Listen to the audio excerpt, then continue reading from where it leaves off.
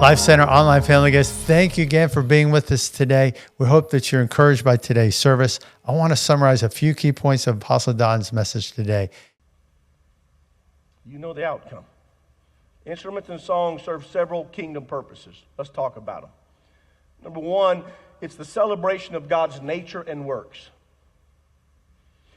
Music becomes a response to the revelation of who God is.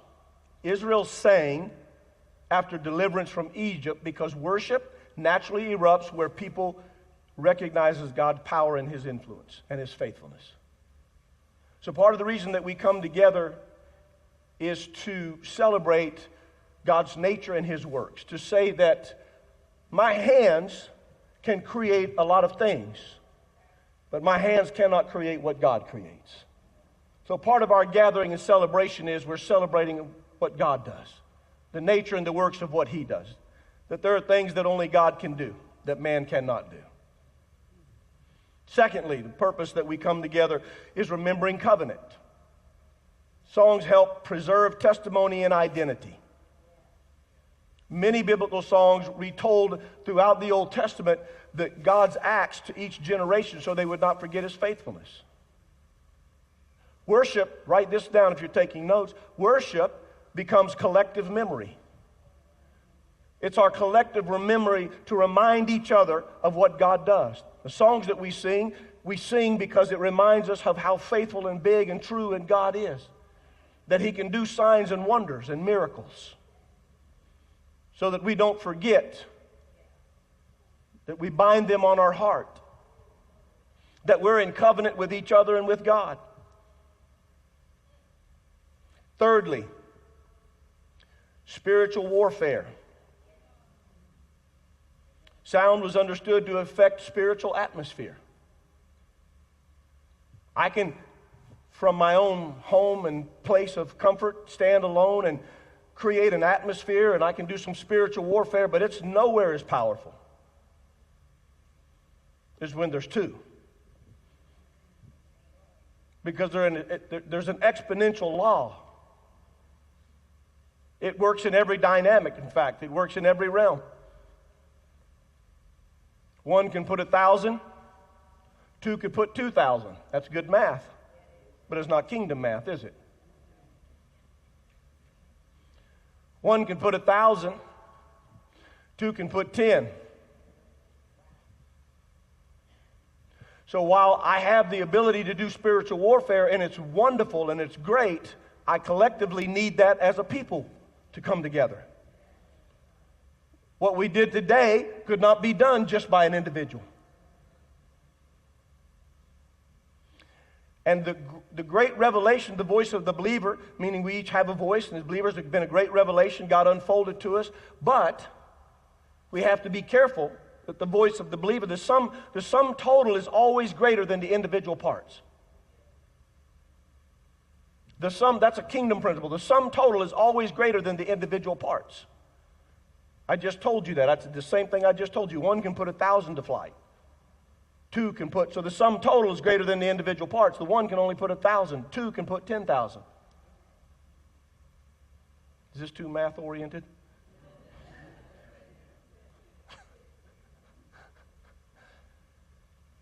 And we forget the power that when we come together, part of spiritual warfare is as we worship.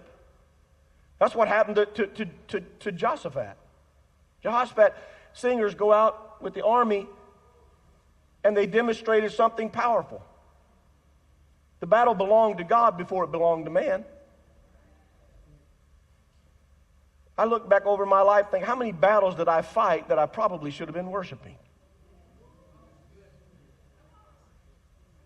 How many times did I get my brains beat out because I should have been worshiping and I was trying to fight a fight that I didn't belong in?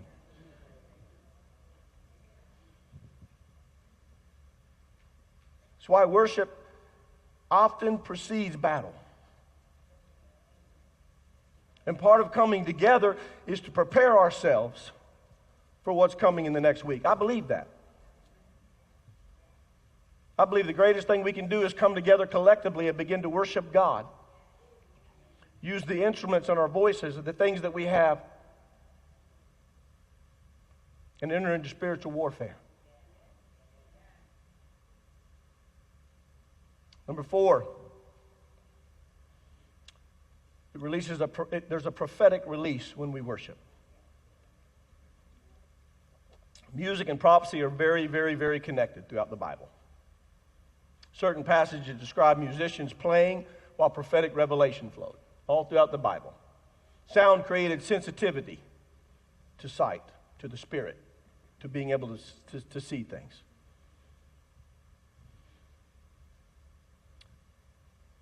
I bet you've experienced this if you've been in the church very long. You've probably gone through some stuff and you get in worship and all of a sudden an illumination happens. Man, I just got something. Sometimes you may not recognize it until later. But there is a prophetic release when we begin to worship. Many times the answer is in that. And so while my work is worship, and I do that when I come together, there's a prophetic release that God begins to do things that I don't see or understand. Sometimes the answer's in that, and then it manifests throughout the week. I believe is a direct result of our collective communal worship. Fifthly, there's a corporate unity. There's a corporate unity when we worship.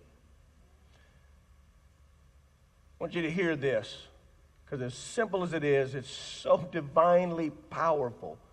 And it's what the enemy is attacking the most. Singing together, worshiping together, unifies people around one declaration, one focus, one king. Worship aligns hearts communally together underneath God's rule. There's something that's very powerful when we sing together in our worship about who God is.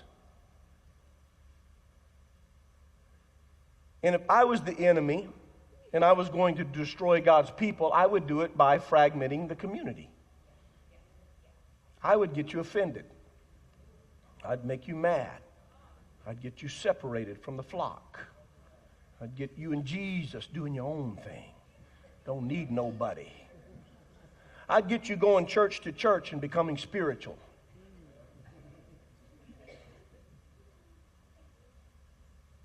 You know, where you're so spiritual, don't nobody understand you.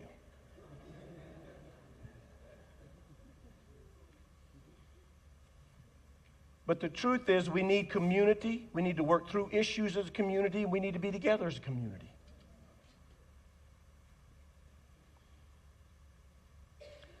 But the deeper, those are some of the things that happen as God's people.